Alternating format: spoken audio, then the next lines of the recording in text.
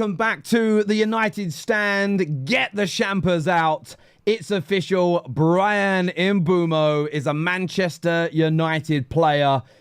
Get the like button hit. We've been waiting a long time for this, and it was like 8 weeks ago. I was sat here at this very time, 8 p.m, when the news came through that Mbeumo wanted Manchester United. We now have him. He is ours.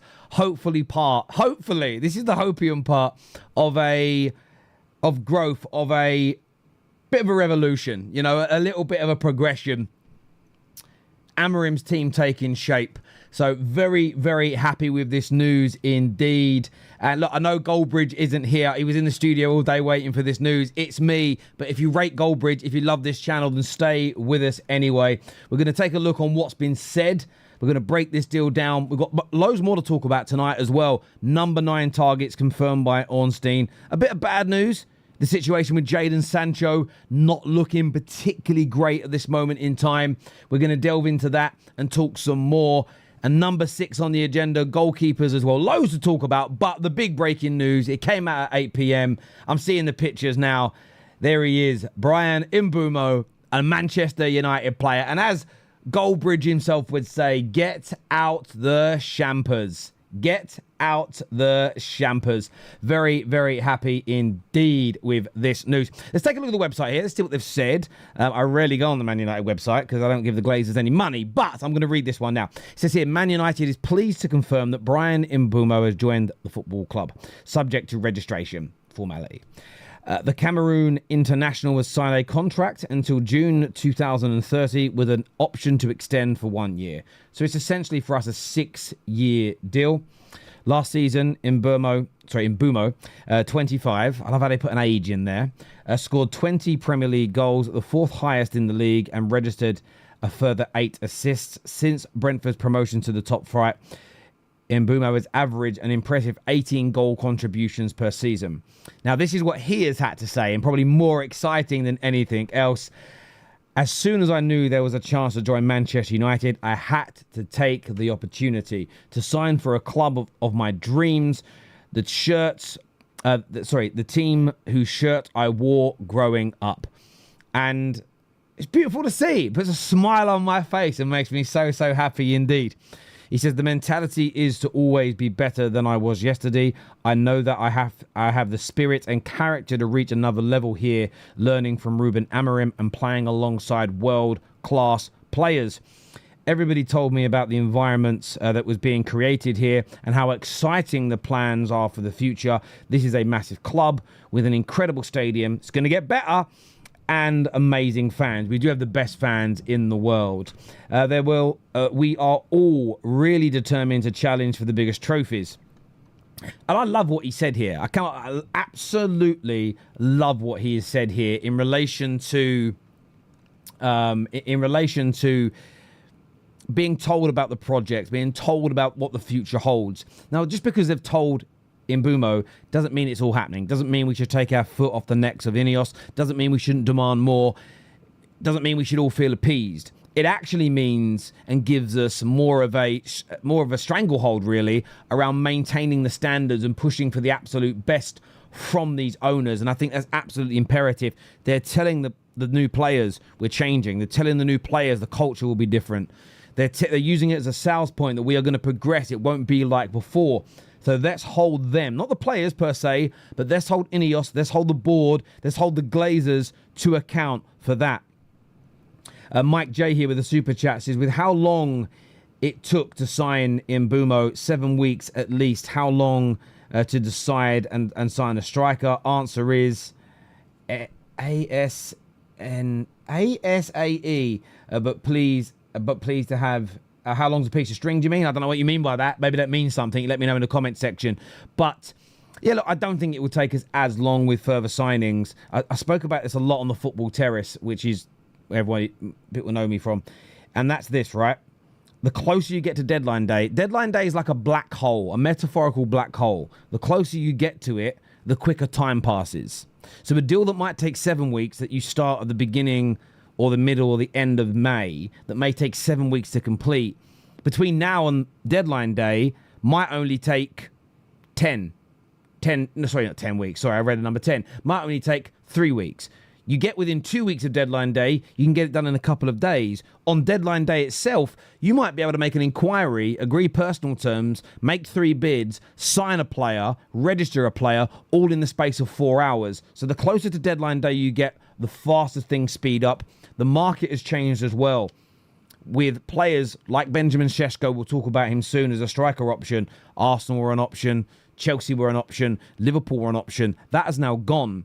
It means RB Leipzig may not be able to push for as much money, as an example.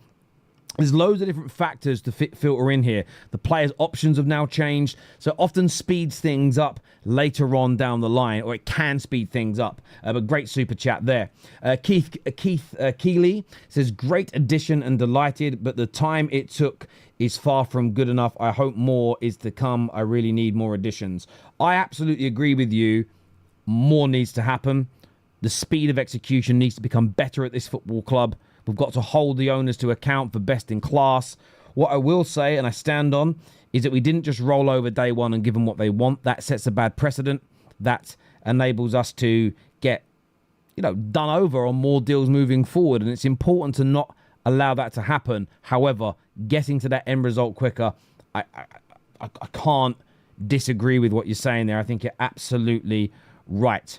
Jason Wilcott, the director of football, has also spoken on the website and has said here that Bryan Mbeumo's goals and assists record in the Premier League is exceptional. His remarkable consistency has put him amongst the most productive players in England for the last 3 seasons. Brian's belief in our project and determination to join the club confirmed that he was perfect fit for Man United and the culture that we are developing.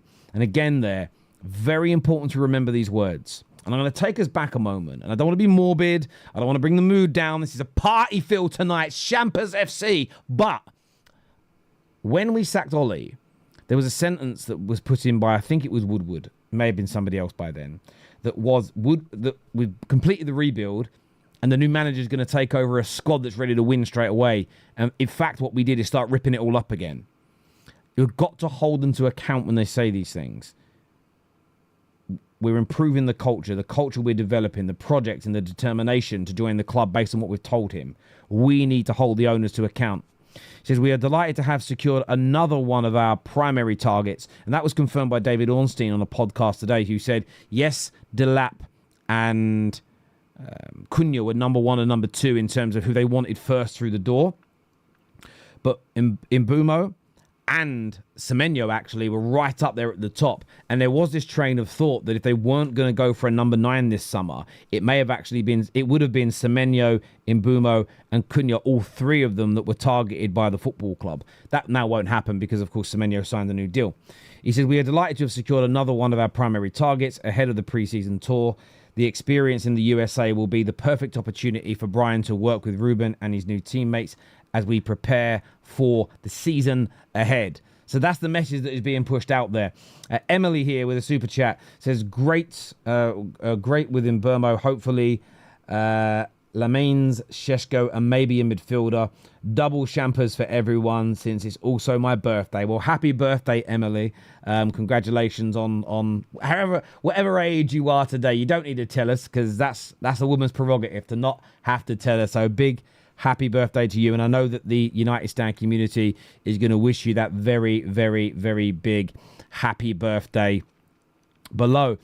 But look, this is a big deal for Man United. It really is. You can see by the reaction on social media already, as much as it's been a frustration, as much as it's taken too long in all of our eyes, we know we've signed a really good player indeed here. And when you sort of break it down and look at him, that Prem-proven goal scorer, can score, can create, is productive in the hardest league in the world. As the Man United website pointed out, 4th highest goal scorer in the league last year. Man United have secured him. In fact, we have 2 of the top 10 goal scorers from the Premier League last season. There is a chance that we go for Ollie Watkins as well. You could have 3 of last season's top 10 goal scorers in this squad. And there was no way this summer we were ever going to be complete, that we were ever going to be the finished article. But that is a step in the right direction from an attacking perspective. His versatility in attack is also important, and work rate. We need an attacker with good physicality, good speed, good acceleration. On top of that, someone who has great availability and can run for 95 minutes and doesn't really seem to... Of course, he gets tired. He's a human being, but doesn't tire 60 minutes into a game and slow down. And then there's that versatility. Can play in the 10, can play in a 9, loves being out wide. And that's exactly what Ruben Amorim's number 10 positions are about. Are you comfortable centrally? Can you drift into striker positions? And can you drift out wide? There are times where our fullbacks will invert. There are times where our wingbacks really will hug the touchline. Bryan is absolutely comfortable in both of those positions, making him a perfect fit profile-wise to how we want to play. And I also think, maybe the third and most important element of this deal, I think he's ready. I think he's ready mentally. I think he's ready physically. He wants to test himself at the highest and hardest level. Now, of course, rivals will come in straight away, clip this up and say, well, you're not in the Champions League. How is it the highest level of the game? When you play for Manchester United, there is seldom greater pressure. There is never in England greater scrutiny than when you play for this wonderful, this beautiful, historic football club. It's impossible. Nowhere do you receive the scrutiny. We are everybody's biggest rival. We are the fixture everybody searches out for. Whether you're Liverpool, whether you're Leeds, whether you're Bolton, whether you're Leyton Orient, if you're in the league with us, you check, when do we play Man United? And even more importantly, they all check, when do we go to Old Trafford? They all want to win there. The media is ready for this to fail. The media has already got their headlines ready, their lies ready, their misinterpretations ready. But I think Mbeumo is understanding of that, and he's ready to step into that spotlight. He's not a baby.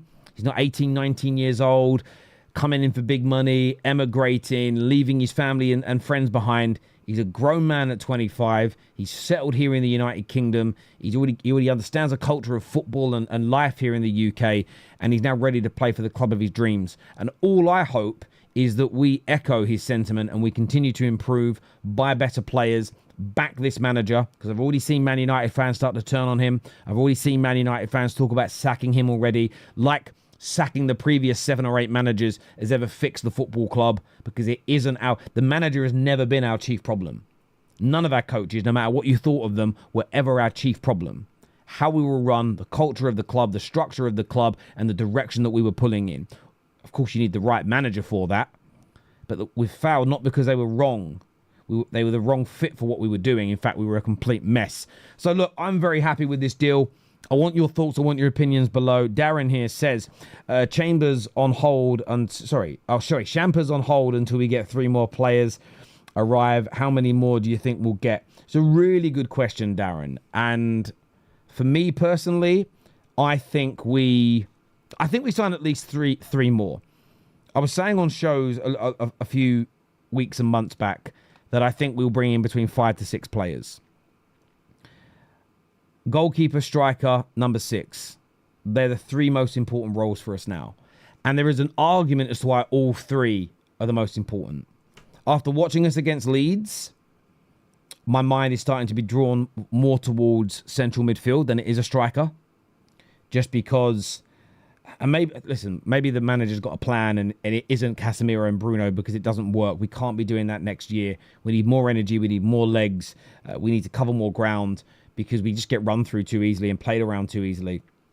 So we've got to focus on that. But I think we will improve on both of those positions, all 3 of those positions in my personal opinion. Darren, here, this also here from Mike. He says, Terry, all very well having a better attack, but if we have a vulnerable midfield and keep leaking goals, how will this progress? Well, it's a really great question, Mike, and I think it's a very, very sensible question. That's why we're looking at a goalkeeper, a DM, and also a striker. And I think we were never going to fill all the holes. We were never going to complete a squad rebuild in one summer for Ruben Amorim. So I think anybody that had that expectation, I'm sorry to say this to you, you're labouring under an illusion. You've set the club up for failure in your own mind by thinking that we'd complete all those areas. It is plausible with outgoings. Rashford's done. Very disappointing news today from Mr. Ornstein that the Sancho deal isn't as advanced as Duncan Castles and others have made out. I hope Duncan Castles is pulling one out the bag here and knows something nobody else does. The Garnacho situation, we'll touch on that soon as well on this show. You know, they're talking £40 million for him. I still want more. Rasmus, according to David Ornstein, is very likely to leave this summer as well. So we can get those exits. If you can go out and get a Watkins, if you can go out and get a Sesko, we can go out and get ourselves... And I don't know, off the top of my head, I'd love to know what midfielders you think about. Because the one thing David Ornstein said that was so interesting, he said his words were, we have to trust the process here. Is it not Man United fans? He went him as a journalist. Because nobody really knows who Man United are targeting for midfield. There's been no information that's come out. And part of me hates that, part of me likes it. But we need to get someone who's technically gifted and can move. And if they're not the greatest of movers in terms of speed and pace, they need to be hugely press resistant when they're on the ball. We at least need that. And then a goalkeeper. If we can bring in a goalkeeper that isn't making the abundance of mistakes, awful at crosses, fairly low shot percentage rate, you know, for a goalkeeper at a big club. If we can improve those three areas next, I think there will be progression in this team this year. Are we going to win the Premier League? No. Are we going to be one of the best teams in Europe? Absolutely not. I don't see that growth happening year one. But can we become a side that challenges for a European position with those next three signings being made? Absolutely. And then on top of that, you may get some market opportunities. Maybe somebody comes in for a player that we're not expecting. We raise some additional money and we can go after another target, a fullback somewhere, maybe even two midfield players if the money stretches that far. But I think if we can get a number 9 alongside Mbeumo and Cunha, if we can get a good quality number 6, good mobility, press resistant, and a new goalkeeper, those 5 signings with the promotion of the likes of Kone and Obi from the academy, I think we can have a decent season. Remember, there's no European football, so the squad isn't going to be as big this year as it was last season. The manager's already alluded to that in terms of the squad size for the tour. Elliot here didn't say anything in your super chat, but thank you very much for the super chat anyway. We really appreciate that a lot here at the United Stand. If you haven't done so already, by the way, people, please get that like button hit for us. Please get yourself subscribing to the channel as well. Really, really important indeed that we get that done. And we are going to get that done for us, please. Very, very important indeed that you do that. What do you guys, a lot of people know that the next target is going to be, or very likely to be, a number 9.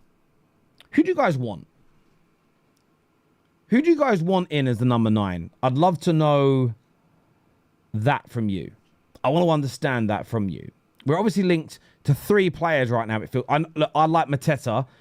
What I want to preface, though, is let's deliberate between the 3 names that are being heavily linked to us at the moment. And that is Ollie Watkins, Nico Jackson, and Benjamin Sesko. Let's keep it realistic based on who we're actually linked to. We can all do pie in the sky, dream signings, who you would go after, but we're not linked to them. So let's keep it more in the realms of reality. We're linked to Sesko, we're linked to Jackson, and we're linked to Ollie Watkins. Who would you go for? Who would you personally sign? And as I always tell you here on the United Stand, your opinions are worth more, in my view, than any of the hosts, any of the presenters. No disrespect to Mark or anybody. Your opinions, you, the community, your opinions matter more. Tell us why in the comments section below. Maybe we can get a poll put up as well with all 3 of those names on it. You can vote for it. Which of the 3 would you choose? And I want to say very quickly on this as well, it's a hard no straight away for Nico Jackson for me. Conversion rate's too low. 16%. Where both Watkins and Sesko sit in the mid-20s. The conversion rate's too low. I don't want to give Chelsea any more money. I hate the idea of this swap deal with Garnacho. It makes me feel physically sick.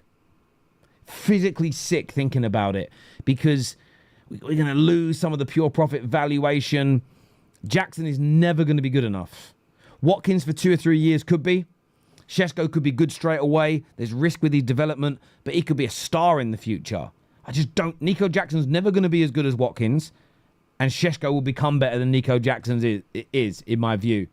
So it's a hard no for me on that. And I don't mean to disrespect Nico Jackson, but for me, it's an absolute hard no. And then I'm always I like Mateta, but he's not actually linked to us right now. So I'm not going to speak about him. Watkins and Sesko, I've been sitting there and deliberating. I've been sitting there and weighing it up in my mind. Which one should we go for? Which one stands out to me? And I boiled it down to a few things. And it's Watkins is in his peak now. You'll get 3 or 4 years out of him. He's fully proven in the Premier League. I think a sensible price would be 40 to 50 million, which is more affordable. I think he can immediately go into the number 9 role with no problems. The risk seems lower. Where with Sesko, it could be amazing from day one or behind the curve. He's unproven at this level. He's going to be more expensive. The risk is higher because of the development. Where my mind starts to change, though, is based on some of the stories that Villa would demand nigh on £70 million for Watkins. Then I'm starting to think, if it's 40 million, I'm picking Watkins in the short term. If it's 70 million, for whatever reason, and I can't quite articulate yet why my brain is doing this. My brain it's more my gut really than my brain just goes, no, Sesko then. Take the risk on development for the same money. Because I feel like if Watkins doesn't work at 40 million, you can still sell him in a year or two, recoup a little bit of that. It's not as big a commitment. I feel like if we have to drop 70 million on him and he doesn't work, we're stuck. Where Sesko's 70 million and doesn't work, as long as he's not a complete disaster, which I don't think he would be, you could recoup a lot of that money and reinvest. But I'd love to get your views on it. I'm a little torn if I'm being honest with you on this potential deal. I'm going to vote now. I'm not going to tell you what I'm voting for. I'm not going to tell you just yet. I'll tell you a little bit later. I promise. I'll tell you all a little bit later what I am voting for. We had a few more super chats come through as well. This here from Risic, who says, "Evening, Terry. Trust you are well. I'm very good, thank you." He says, "I will take Robert Lewandowski any day at 36 on a 1-year deal. Jackson is a joke. We should have acted on Jonathan David." A lot of people like Jonathan David. I'll be honest with you, I'm not convinced by him. But I take him every day of the week over Nico Jackson. And one of the biggest reasons I don't want to get Nico Jackson in is he just... and I don't know how to say this in the right way. I genuinely don't know how to say it in the right way without being maybe disrespectful to a few people. But I don't want to give Chelsea any more money. Forget the player. I don't want to give Chelsea a penny, a dime, nothing. I want them to get zilch from us. Nothing. Get away. Step away. Don't want you here. I don't want Chelsea around. And I just mean, as a rival, I don't want to fund Chelsea anymore. He's not better than Watkins. He's not better than Sesko. And Chelsea are demanding 80 million. 80 million pounds. 80 million pounds. That would hurt every single time his feet touch the ground. Every time he jogs, I go, 80 million. Don't do it, Man United, please. I have more faith in Ineos than some. I have less than others. Very aware of that.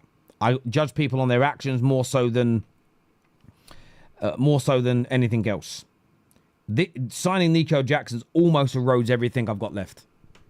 It would erode a lot of faith because I just don't understand what they're seeing.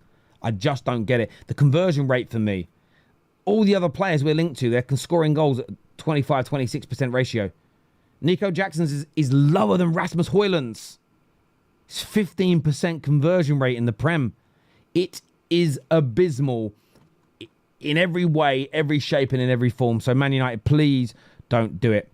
Colin, by the way, big up yourself for gifting a membership out to the United Stand community. I really do appreciate that a lot, my friend. I really, really do. So thank you. Remember, anything you guys donate helps the channel keep going. It's a great gift for your fellow community as well. So feel free to do that as well. 1 second. I'm just posting something here. There we go. So there we go. Let's go to some more of your comments here because I want to hear what more of you have got. Let's actually go to the poll so far. 73% of you are picking Benjamin Sesko. It's quite conclusive. Most general elections are not that conclusive. Sesko's price will probably go up even more if Leipzig sell Xavi Simons next week, but he is the best option left. It's a great point. It may go up. You very much could be right. The price could go up. At the same time, there's an argument to say it could go down. There's no longer going to be a bidding war for him. And I think what Leipzig were doing was holding out, hoping that other clubs came in for him. But everybody just waited. And that's why sometimes, and again, let's wait and see who we sign and for what price. Especially when you've got a limited budget. Everyone's got a limited budget, but some budgets are lower than others. There are times where you've got to be prudent. There are times where you've got to be thrifty. There are times where you've got to be patient. And of course, in the grand scheme of things, we really judge players based on what they do for us rather than on paper. There is a chance it goes up. There's a chance we get it cheaper than what they wanted from Arsenal, or we get better payment terms. And the payment terms are really interesting because one of the reasons that Arsenal and Sporting have slowed down their conversations is Arsenal want to spread the cost over an extra year, so Sporting want the price to go up. This happened with Brentford. Ben Jacobs broke it down for us that had we have agreed to a 2-year or 3-year payment term, we would have probably got a lower transfer fee. But it went up by 2 or 3 million because we get to spread the cost over a 4-year period. And for Man United's current predicament and situation financially, lower initial costs over the next 2 years are massive. Although we should have more money by this time next year, Europe or not, because all the cuts we made halfway through last season, which saved us about 30 to 40 million, those cuts still exist. Right, so there should be a savings of around 80 million next year. The wage bill is going to be significantly lower this season compared to last year, even when you factor in the players that were loaned out.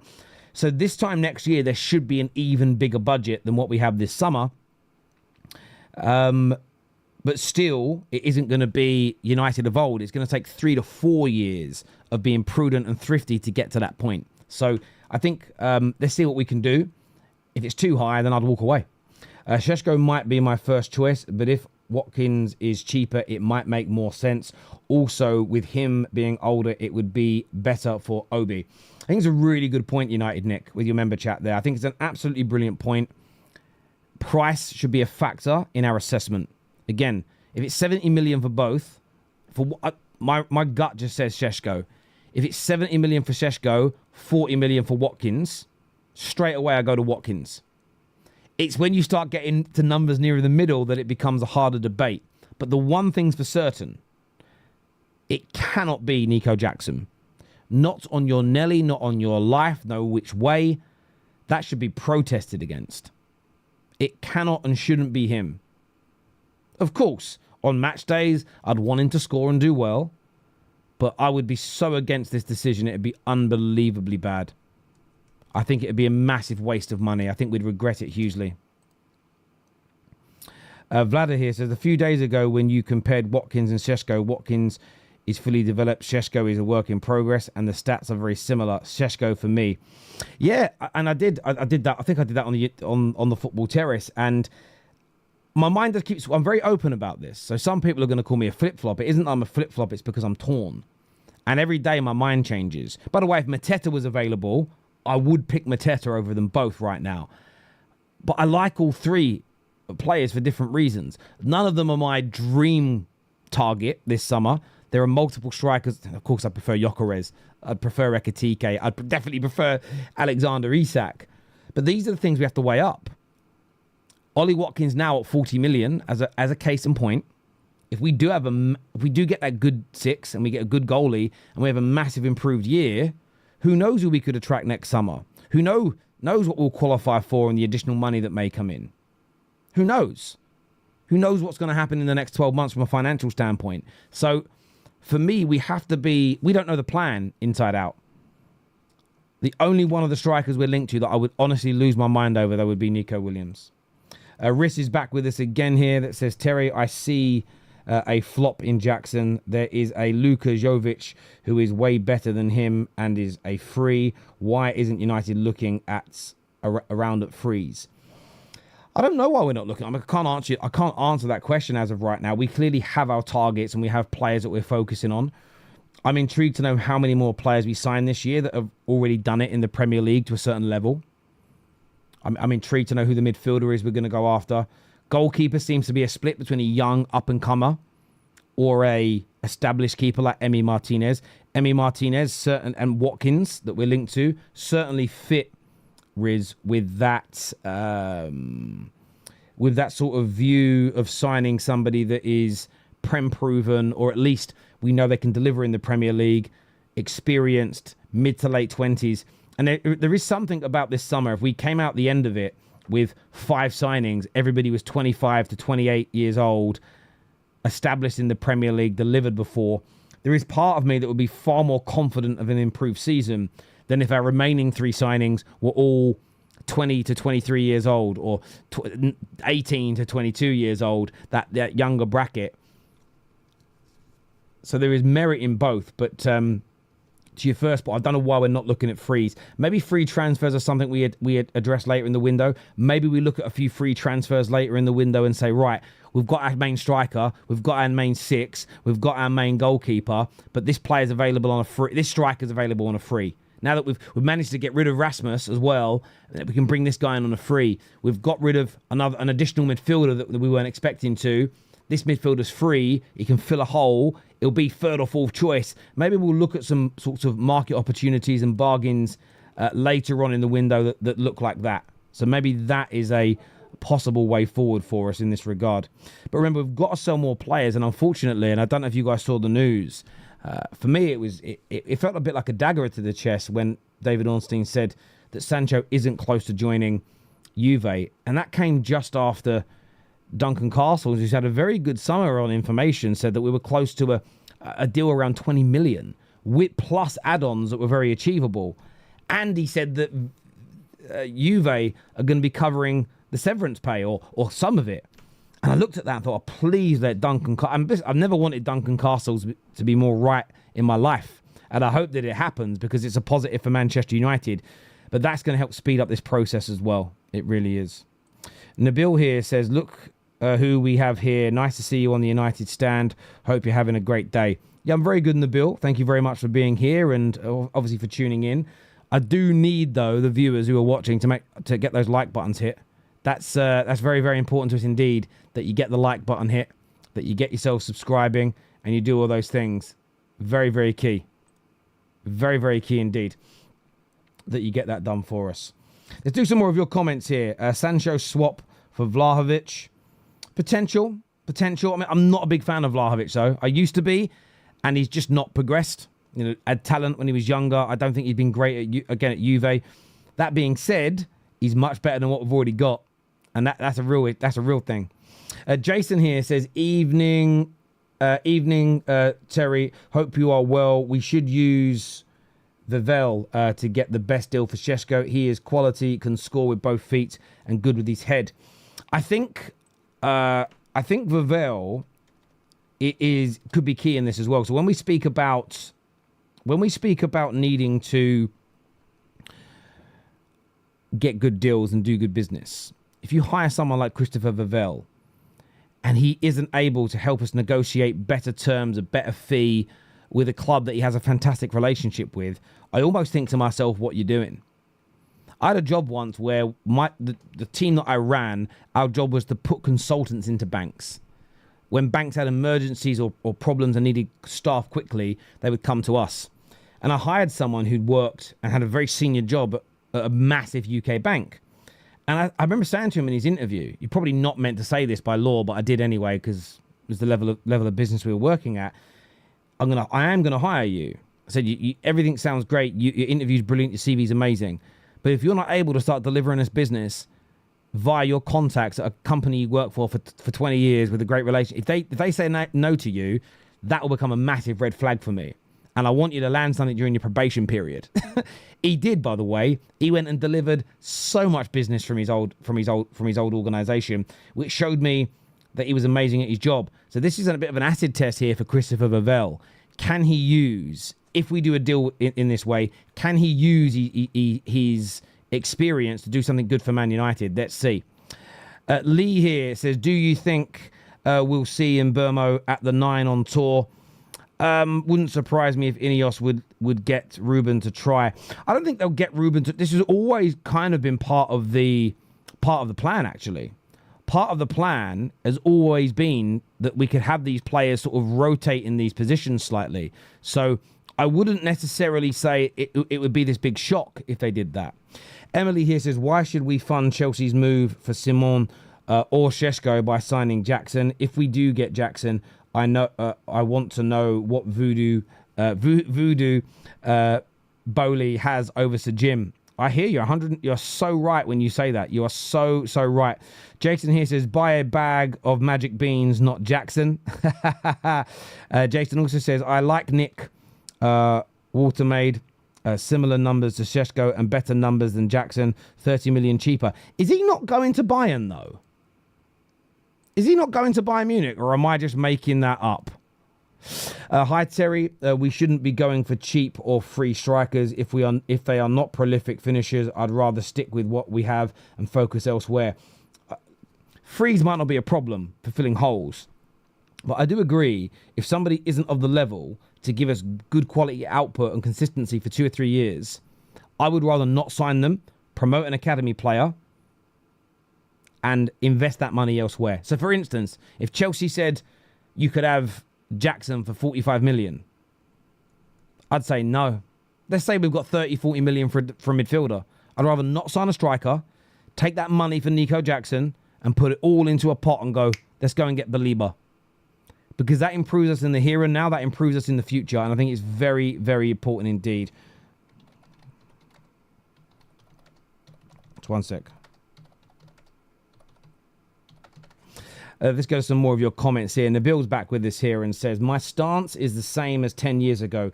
We aren't winning anything major consistently until we get rid of the Glazers, no matter what we do. And you know, I'm not a fan of the Glazers, Nabil. You know that 100%. Where I push back against what you've said is that for a 10-year period, we had good people running the club. Well, not quite 10 years, about 11 years, about 8 years. We had good people running the club, which meant we still won things. We did a three-peat. We won a Champions League. We won 5 league titles, etc. It's plausible to get some level of success with them being here if we run right. We have spent £1.6 billion on players.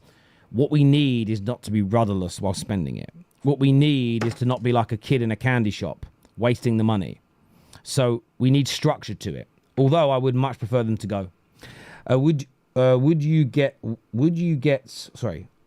Watkins and Martinez for 90 million? Oh no, it's too much. Straight away, no, too much money. Straight away, too much money. It really, really is. Far too much money. Indeed. Martinez should be costing us 25 million max. Watkins, to me, 50 mil tops. So we're saying 75 million there. For me, there's a difference between 90 and 75, and that's only 15. But that for me would be maximum. For me, 60 to 65 for the two of them, I look at and think should be absolute tip-top whack for these players if we're getting them. That would represent... that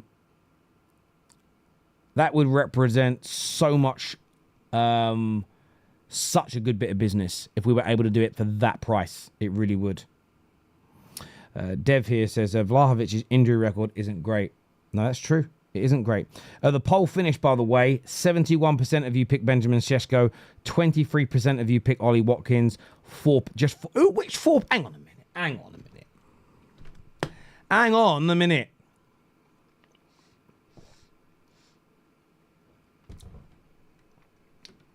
No.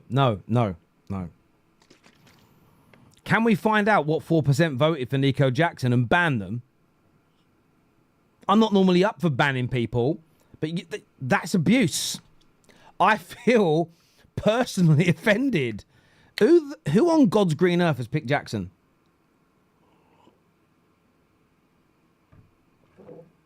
What is going on here? What are we doing? That's it. Ban these frauds. I can't speak on behalf of Goldbridge. I think he'd back me. On this. It's crazy. Absolutely crazy. Absolutely crazy.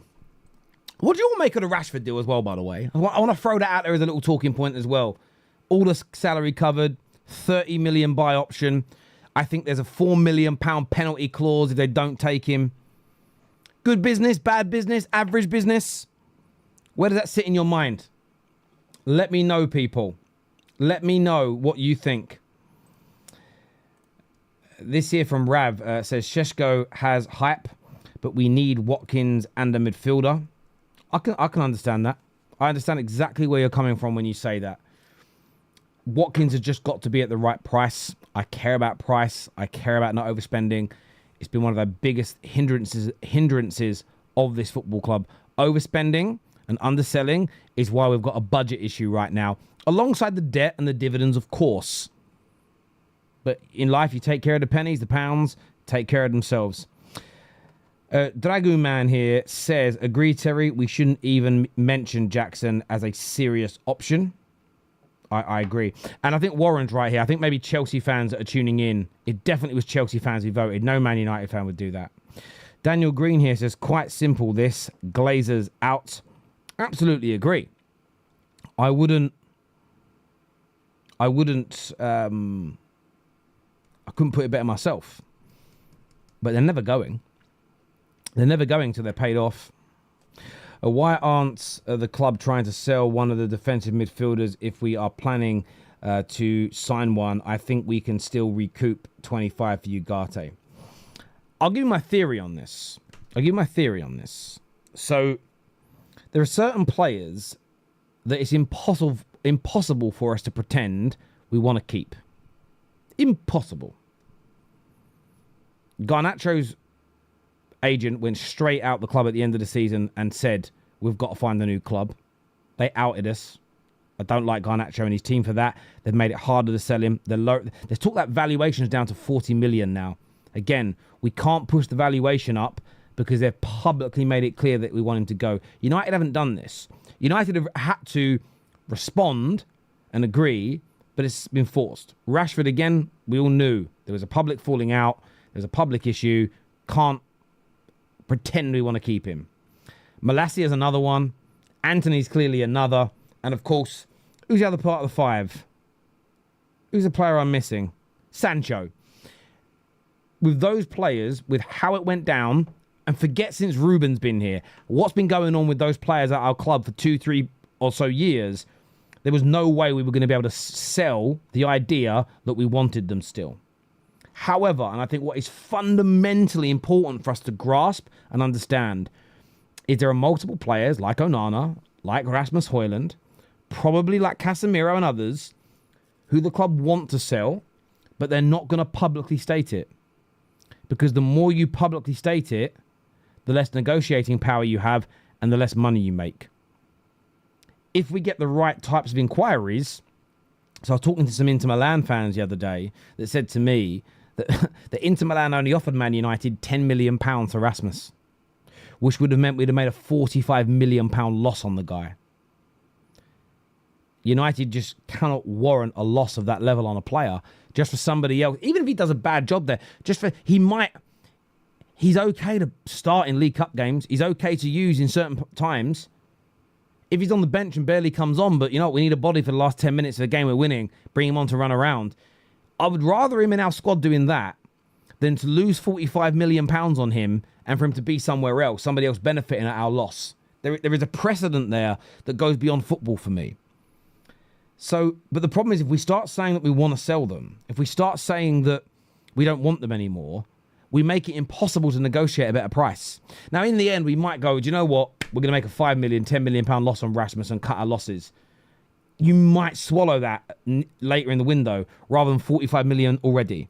You might find that a team comes in from Saudi and says, listen, we're willing to give 20 million for Casemiro. And we say, do you know what? It means you break even on his transfer outgoings this month. We get rid of the wages. That means, bang, we can go and sign this midfield player. I think that might come later in the window. But if we actually are honest and forget, I know we don't like how we're run, but let's go and look for a moment at all the other big clubs in England right now. How many of them have sold a lot of players? Arsenal haven't sold anybody. Even Liverpool haven't sold anybody, and they're amazing. City haven't sold anybody yet. Spurs, I don't think, have sold anybody significant. No major sales from any of the big clubs have happened yet, have they? Unless I'm missing, you guys will know better than me. I might be missing one. I'm not infallible here. So, from my point of view, and someone says, lol, not happening. Don't take a hypothetical as a serious opinion. I'm just giving you a hypothetical. No major sales have really happened yet. So, what I won't do is judge Man United outside of the normality of a window or a scenario. I can't and won't do that, especially with how bad we've been and our financial difficulties. So let's see what happens. We need to make sales, but Ornstein has said today that Rasmus is very likely to go. I think most of the 5 will either be loaned or sold by the end of this window. With exits and sales and loans, I did predict between, I think, 8 and 11 players leaving this summer. I still think we'll get within that range. It's just about how good our planning has been, how good our diligence has been. And we've done it well with the first 2 signings. We've got them convinced and we made them want to join the club. I just hope now we can do that with 3, maybe even 4 more players. Dan here says, if it's Ollie Watkins in a few seasons, we need better on big salary, another player not able to move on. Well, it all depends on what you pay him. So let's go and take a look at what his salary is on right now. I think this is really, really important to focus. I don't think his salary is particularly high. Let's take a little butchers. His salary is, at the moment, it's 130k a week. So if we stick him on 200, 250, it's crazy. But if you turned around and said to him, we'll give you a 3-year deal, 150, 3-year deal with an option to extend to 4 years, I'd say that would be all right. I'd say that would be all right, personally. I'd love to get your opinions on that, Dan. This from Mojo, who says, if the summer was planned and sales were critical for new signings, then we should have had sales planned and sealed before the window opened. Now we are just having to budge for players on... The issue with your comment, though, is that we can't make other clubs buy our players. We have no control over that. They also know that the longer they leave it, the better chance there is of a deal, unless the market goes against them. This is one thing I think we all have to be aware of. We're not talking about one club. There's hundreds of football clubs all operating in the transfer market at exactly the same time. So Barcelona want Real Madrid, wanted Rashford. Rashford only wanted Barcelona. Barcelona have got financial difficulties. Man United have got a player on huge wages. It made the situation hard. There's very little more we could do. Sancho, similar situation. Anthony, again, he wants to go to Real Betis. They are hoping that they can hold on and get a better deal.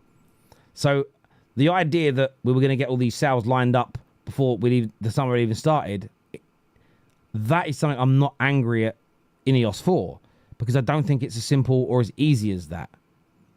Because rarely do any clubs, no matter with financial... the clubs that have financial difficulties that must sell by a deadline because they're in trouble, they often sell players at a massively reduced rate. I think for me, if we'd have sold all those players early and lost money on them all, that for me would be a bigger problem, because there wouldn't be no money for new players anyway.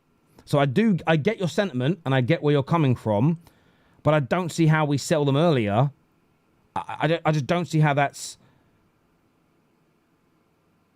doable. I would love us to have done that. But just please tell me, to educate me, my friend, how do we get Barca, who have got no money, to pay 40 to 50 million pound 2 or 3 months earlier in the window? How do we get them all to buy these players in May and pay them an extra 2 to 3 months salary before a ball's even kicked?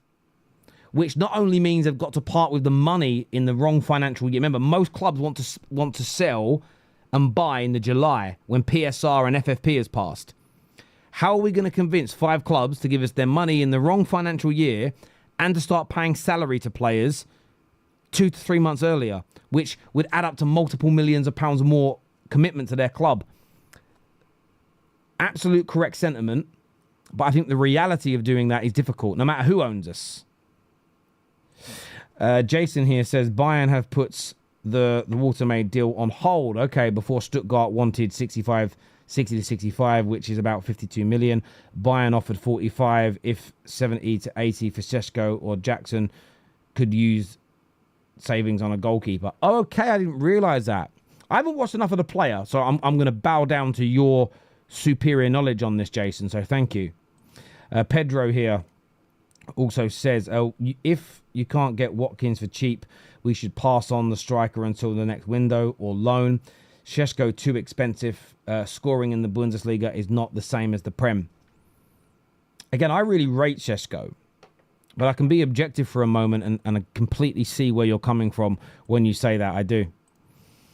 Daniel here says, I don't see a player agreeing a 3-year contract at 29 unless it's a big increase. That's true. So maybe it's got to be a 4-year deal, but with a 1-year option. So it could be 5 years at a decent price. Maybe what you could do, and again, this is where I want to see us be sensible, is say, look, we want you, but you know our situation. It's very public.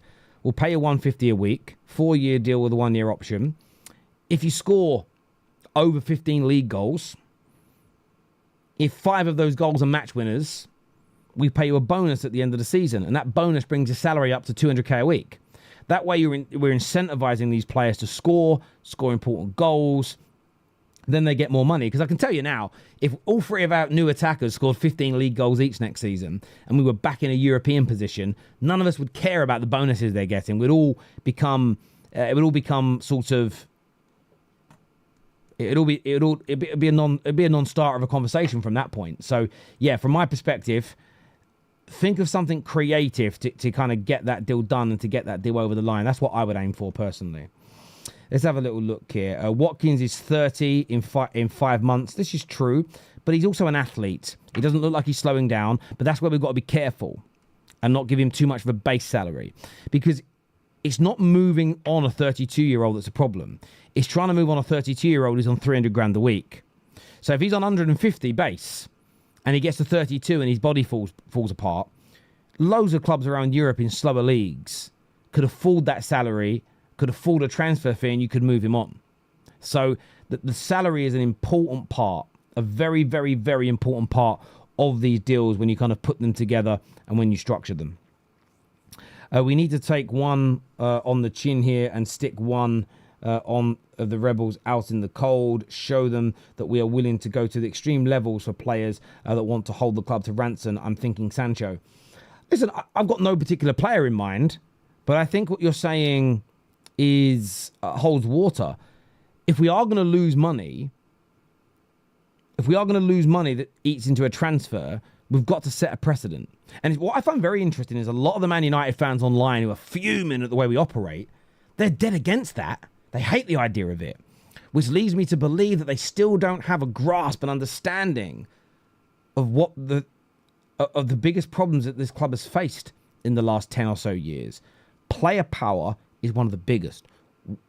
The Glazers hemorrhaging money is another. And overspending and underselling is a third.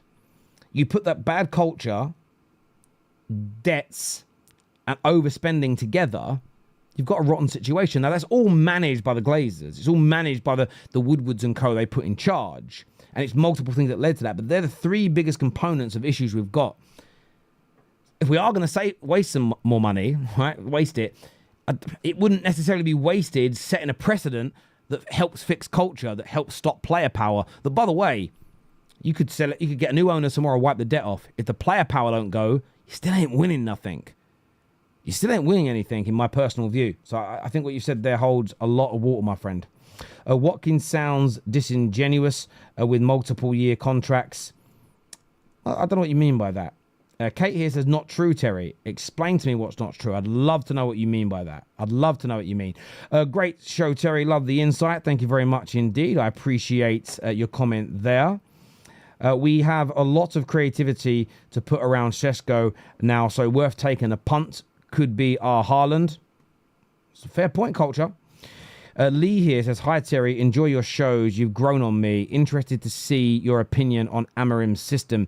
Is this football you think you'll enjoy? He needs the right players for it. I'm not enjoying the double pivot of Casemiro and Bruno. Absolutely not.